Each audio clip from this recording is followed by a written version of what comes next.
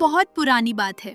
कुशलपुर नाम का एक छोटा सा गांव था जिसमें चंदन नाम का एक कुशल बढ़ई रहता था।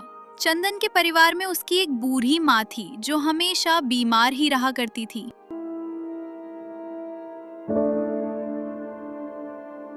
बेटा, मेरा शरीर अब साथ नहीं दे रहा। मुझे बस एक ही मलाल है कि मैं समय रहते तेरी शादी नहीं करवा पाई। मुझे बस यही चिंता लगी रहती है कि मेरे जाने के बाद तू अपना ख्याल कैसे रखेगा। कौन होगा तेरे सुख दुख का साथी? माँ, आप मेरी हिम्मत हो। जब तक आप साथ हो मुझे किसी और की जरूरत नहीं।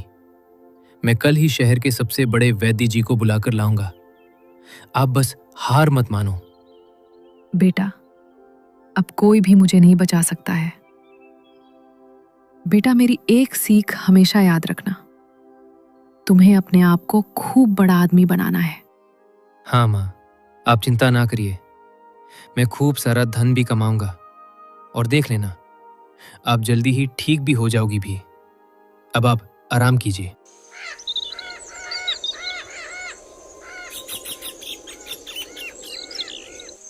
और फिर अगली सुबह चंदन जल्दी उठता है। घर के सभी कामों को जल्दी से निपटाने के बाद फिर वो वैद्य जी को बुलाने के लिए उनके घर की ओर चला जाता है।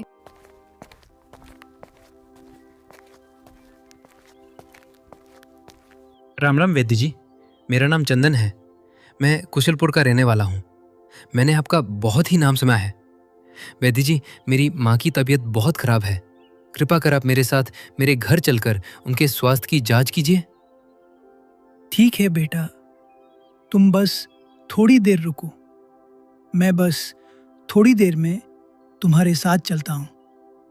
और फिर वैद्य जी चंदन के साथ उसके घर की ओर रवाना हो जाते हैं।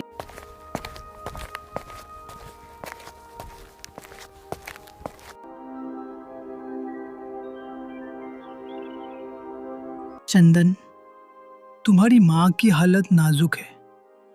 इन्हें दवा से ज्यादा सुकून और एक खास जड़ी बूटी की जरूरत है जो उत्तर के शीतल वन में पाई जाती है।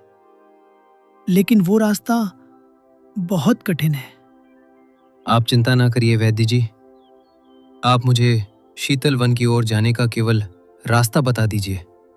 फिर चाहे रास्ता कठिन हो या नामुमकिन, मैं अपनी माँ के लिए वो बूटी जरूर लाऊंगा।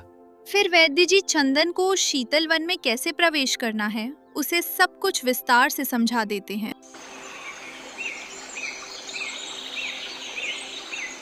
चंदन अपनी कुल्हाड़ी और थोड़ा सा पानी लेकर निकल पड़ता है। रास्ते में उसे घने जंगल, कड़ाके की ठंड और जंगली जानवरों का सामना करना पड़ता है। चलते चलते उसे एक बहुत ही वृद्ध और प्यासा लकड़हारा मिलता है। बेटा, क्या थोड़ा पानी मिलेगा? मैं 2 दिनों से प्यासा हूं। जी बाबा जी, आप चिंता ना करो, मैं आपको पानी पिलाता हूँ। चंदन के पास पानी कम था, लेकिन उसने बिना सोचे अपना सारा पानी उस बूढ़े को पिला दिया। वो बूढ़ा आदमी असल में उस जंगल का रक्षक था जो चंदन की परीक्षा ले रहा था। चंदन, मैं तुम्हारे इस दया भाव से बहुत ही ज्यादा प्रसन्न हूं। मैं इस शीतल वन जंगल का रक्षक हूं।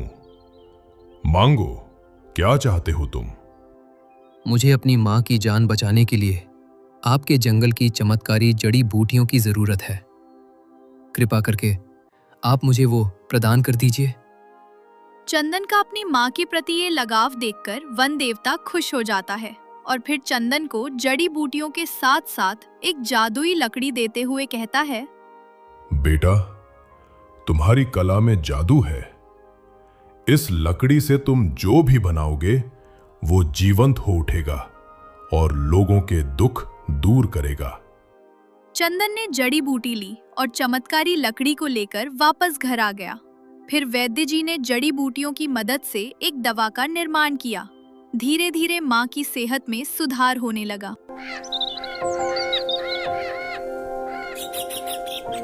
माँ के ठीक होने के बाद चंदन ने उस चमत्कारी लकड़ी से भगवान की एक बेहद सुंदर मूर्ति बनाई। उस मूर्ति की चमक इतनी थी कि पूरे गांव में सकारात्मकता फैल गई। दूर दूर से लोग चंदन की कलाकारी देखने आने लगे। अब चंदन के पास धन, शोहरत और सबसे बढ़कर उसकी माँ का साथ था।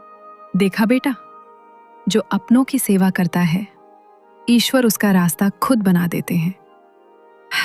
आज मैं सुकून से मर सकती हूँ। नहीं माँ, अब तो आपको मेरी शादी देखनी है और अपने पोते पोतियों को अपनी ये कहानियां सुनानी है। दोनों हंसने लगते हैं। पूरा गांव चंदन की मेहनत और माँ के प्रति उसके प्रेम की मिसाल देने लगा।